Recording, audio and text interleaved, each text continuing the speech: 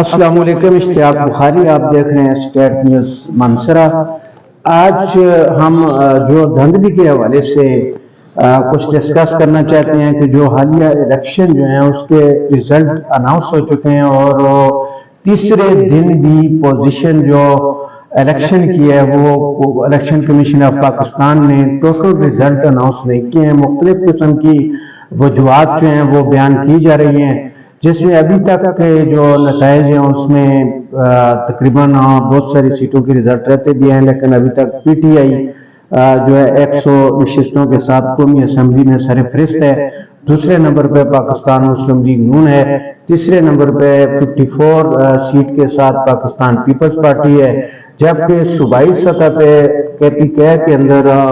پاکستان تحریک انصاف نے clean sweep کر کے واضح اکثریت حاصل کی، اور ان کو وہ یہاں پہ اپنی حکومت بنا لیں گے۔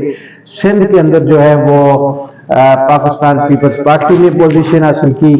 اور پنجاب کے اندر پاکستان پیپل پارٹی اور تحریک انصاف جو ہے وہ بالکل 19-20 کے ڈیفرنس پہ جا رہے ہیں۔ تو ابھی تک جو ہے یہ دھاندلی کے جو نتائج ہیں وہ آنا شروع ہو گئے ہیں، کیونکہ الیکشن ڈے پر سوشل میڈیا جو ہے اس کو بند کیا گیا تھا، یہ بات کہتے ہوئے کہ اس دن دہشت گردی کو روکنے کے لیے، امن و امان کو بحال اور برقرار رکھنے کے لیے، حالانکہ یہ کوئی بات سمجھ میں آنے والی بات نہیں ہے کہ اگر موبائل بند ہے تو دہشت گردی نہیں ہوگی۔ اگر دہشت گردی یا جنگیں جو ہیں وہ موبائل بند کرنے سے ان کے اندر امن امان آتا ہے، تو پھر میرے خیال میں پاکستان کے اندر جو ہے نیٹ اور موبائل سروس کو بند کرنا چاہیے، کیونکہ امن امان کے حوالے سے ہمیشہ یہاں پہ ایشو رہے ہیں۔ تو اس میں لوگوں کو بڑی تکلیف ہوئی، اور یہ الیکشن کمیشن آف پاکستان کی یہ ذمہ داری تھی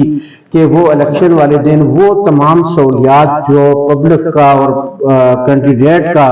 اور سیاسی جماعتوں کا جو حق ہے وہ ان کو ملتی، جس میں ٹرانسپورٹ جو ہے وہ جو ڈیوٹی والے لوگ تھے ان کے لیے، اور دیگر جو سہولیات ممکن ہو سکتی تھی، لیکن جیسے ہی سروس بند ہوئی اس کی وجہ سے جو براڈ کاسٹ ٹرن آؤٹ تھی وہ کم ہوئی ہے۔ تو بار کیف پاکستان تحریک انصاف جو ہے وہ پہلی پوزیشن پہ ہے اور بڑے مارجن کے ساتھ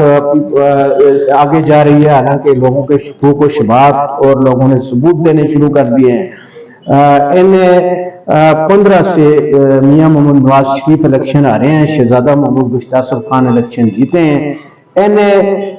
14 پہ سردار محمد یوسف پاکستان مسلم لیگ نون کے مرکزی رہنما بھی ہیں، بہت اچھی شخصیت ہیں، وہ الیکشن جیتے ہیں، اور ان کے مزے مقابل پاکستان تحریک انصاف کے امیدوار سلیم عمران خان نے اپنے اعتراضات جمع کروا دیے ہیں، نئے سرے سے کاؤنٹنگ کے لیے بھی اپلیکیشن دے دی ہے،